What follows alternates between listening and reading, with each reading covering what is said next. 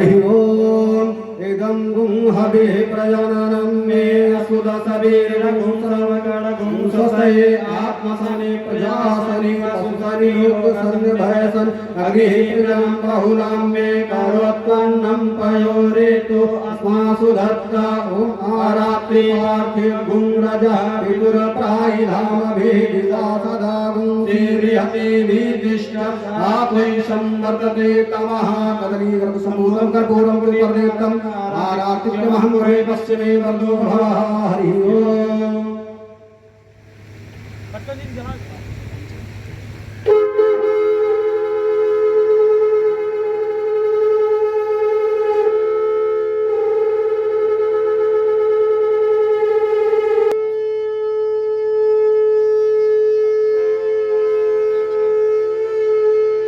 उनका आगमन हो गया है। एक बार जोरदार तालियों से हम उनका स्वागत करेंगे। आदरणीय विधायक जी स्मृति चिन्ह प्रदान करते हुए पुष्प गुच्छ से उनका अभिवादन करेंगे। और औपचारिकताओं में थोड़ी कच्ची हूँ। मंच पर आसीन सभी प्रबुद्ध जनों को, सभी महानुभावों को मेरा बहुत बहुत प्रणाम। जो लोग मंच पे बैठे हैं वो मुझसे उम्र में बड़े हैं, ज्ञान में बड़े हैं। यहाँ मौजूद भी बहुत लोग ऐसे हैं जो उम्र में, तजुर्बे में, ज्ञान में मुझसे बड़े हैं।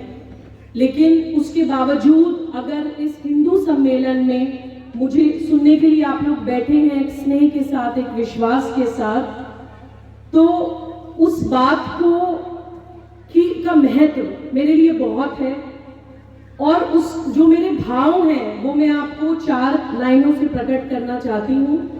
जिस समय देश का विभाजन हुआ था 1947 में, उस समय एक शायर हुआ करते थे, उनका नाम था नाजिश प्रतापगढ़ी। उनका पूरा परिवार पाकिस्तान चला गया था मजहब के नाम पर, इस्लामिक स्टेट में रहने के लिए। लेकिन उनको देश से प्यार था तो वो भारत में ही रह गए। उनका परिवार उनको चिट्ठियां लिखा करता था, तुम भारत में मत रहो, तुम्हें भारत में खतरा है, तुम हमारे पास पाकिस्तान आ जाओ, हमें तुम्हारी सुरक्षा की चिंता रहती है।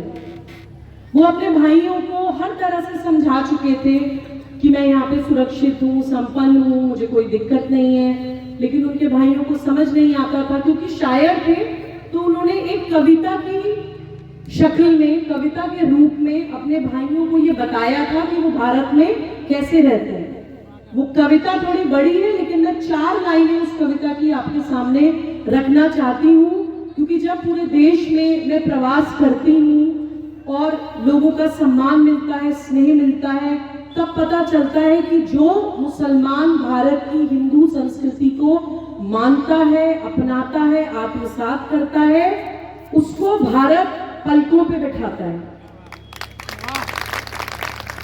नाजिश प्रतापगढ़ी जी ने अपने भाइयों को लिखा, दयारे हिंद में बसते हैं ऐसे राम अब भी, दयारे हिंद में बसते हैं ऐसे राम अब भी, जो छोड़ सकते हैं गद्दी भरत के नाम अब भी।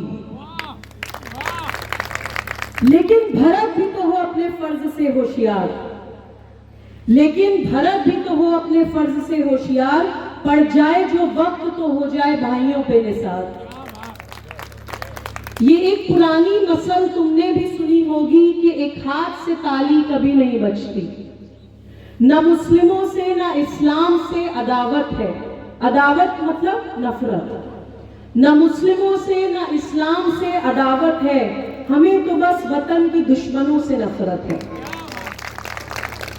मुनाफिकों के लिए नो के खार है भारत, जो दिल हो साफ तो भूलों का हार है भारत।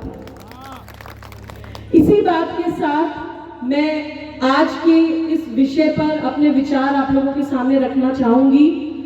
अगर हिंदू चिंतन पर कुछ भी समझने की या बोलने की मेरी थोड़ी बहुत भी पात्रता है तो वो ये है कि मैं आदरणीय श्री के.एन. गोविंदाचार्य जी की शिष्या हूँ और उन्हीं के श्री चरणों में प्रणाम करते हुए मैं अपने आज के इस वक्तव्य की शुरुआत करती हूँ। मैंने अपने परिचय में एक शब्द इस्तेमाल किया, सनातनी मुसलमान। बहुत लोगों के मन में अक्सर ये सवाल आता है कि एक सनातनी मुसलमान कैसे हो सकता है और मुसलमान सनातनी कैसे हो सकता है। और ये कंफ्यूजन, ये विचार भी हमारे मन में इसलिए आता है क्योंकि हम लोग परिभाषाएं नहीं जानते। भारत में बहुत कम लोग हैं जो धर्म, पंथ और संस्कृति की परिभाषा, उसका अर्थ और उसमें अंतर जानते हैं।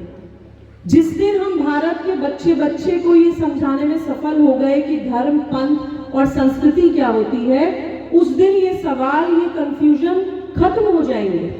उस दिन हम हिंदू राष्ट्र की बात, सनातनी राष्ट्र की बात ना ही सिर्फ भारत बल्कि विदेशों में भी, इवन यूनाइटेड नेशंस में कर पाएंगे।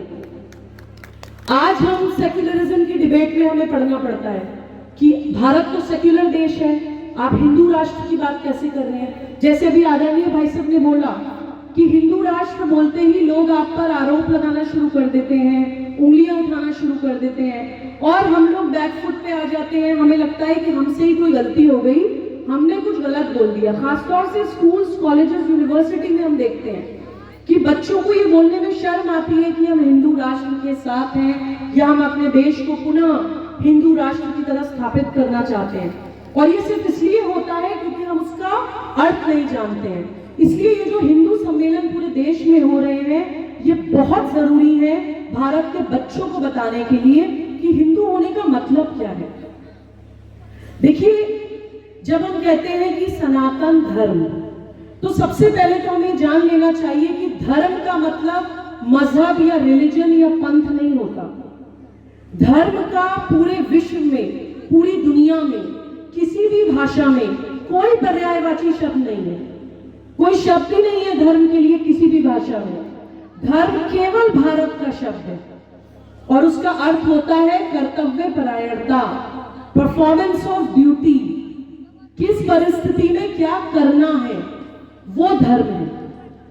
मैं एक 8 साल के बच्चे की माँ हूं तो मेरा मातृ धर्म अलग है, किसी की बेटी हूं तो पुत्री धर्म अलग है, समाज में रहती हूं तो सामाजिक धर्म अलग है, भारत में पैदा हुई हूं तो राष्ट्र धर्म अलग है, इंसान बन के पैदा हुई हूं तो परम धर्म अलग है।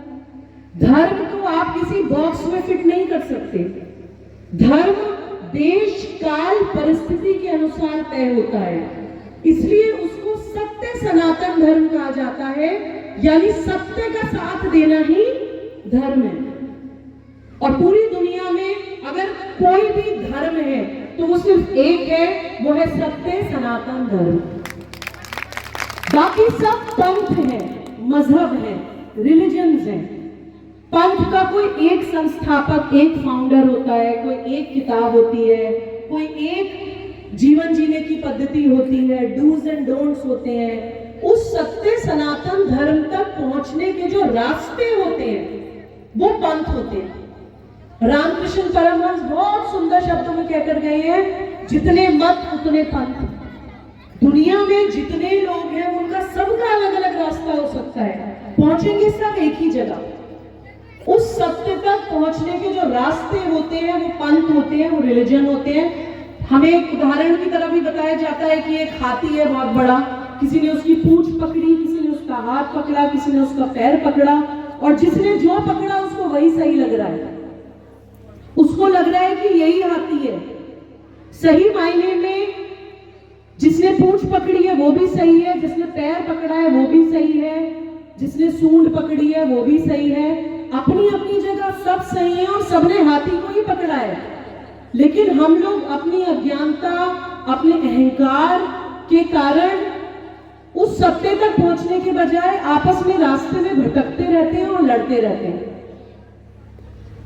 तो इसी कारण मैं ये कहती हूं कि मेरा धर्म सनातन है, यानी कर्तव्य परायणता है, सत्य का साथ देना है। और मेरे पूर्वजों ने जब भी कभी, जैसे अभी आदरणीय भाई साहब जी ने बोला, 1400 वर्ष पहले इस्लाम आया, सनातन धर्म हमेशा से है, तभी उसको एटर्नल, शाश्वत कहा जाता है। उसकी ना कोई शुरुआत है ना उसका कोई अंत है, उसका कोई एक फाउंडर नहीं है, एक किताब नहीं है, कोई एक भगवान नहीं है। उसके अंदर समंजसता है, यानी कि अपने अंदर समा लेने की क्षमता। हर विचार, हर पंथ, हर संप्रदाय, हर भाषा, हर जाति, हर क्षेत्र, हर लिंग, हर देश उस सत्य सनातन धर्म में समा सकता है।